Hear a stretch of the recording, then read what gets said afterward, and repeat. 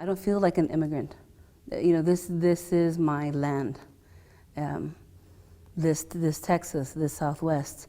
This is where I come from. This is where I belong.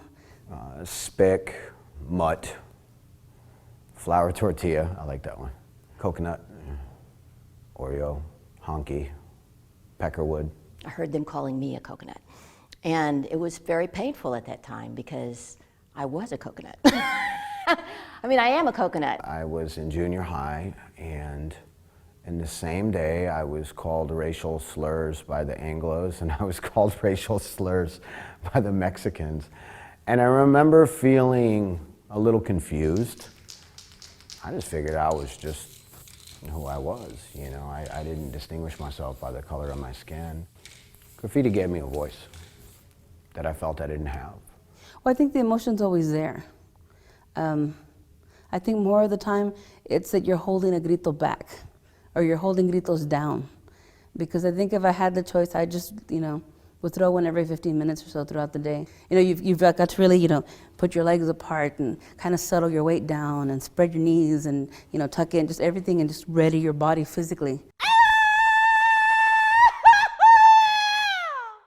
When I was growing up, it was a little one-sided. It was more about, let's make sure you adopt this culture, this white culture.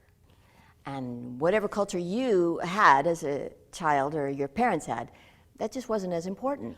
Oiga usted cómo suena la clave. Mire usted cómo suena el bongo.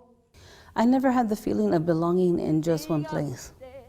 But I can't say that I really missed it.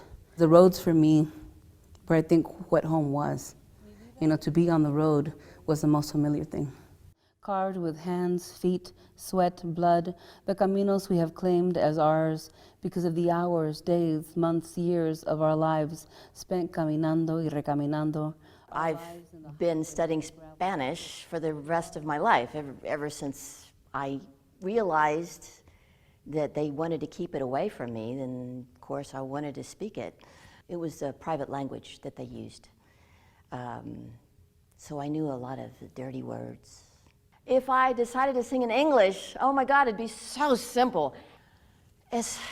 Porque es muy feo en inglés. Where do you come from? No, really, where do you come from? Or where did your parents come from? Are you Middle Eastern? What is a real Latina? When I was painting on the streets, it didn't matter. Like, this is who I am, but you don't know who I am. And I could express myself with my art. Granted, it was done on other people's property. I feel like sometimes I just surprise people. I'm not thin, I'm not tall, I'm not light-skinned, I'm not professional looking. I was meeting with a couple of friends who said, it's amazing to see you up on that stage. We don't know how you got the balls to be able to do that, to just go up there and do it. I'm proud to be biracial. I look at it like I have the best of both worlds. But at the same time, I don't look at myself as just, Mexican or just Anglo. It's, if you want to be honest about it, we're all mixed in one way or another. This is all our home. This land is all our home. And that's why I think for me, I have to claim, Indígena as part of my identity, or as the main part of my identity, because I am indigenous to these lands. I don't feel a distance like I used to anymore, and I'm happy to say that.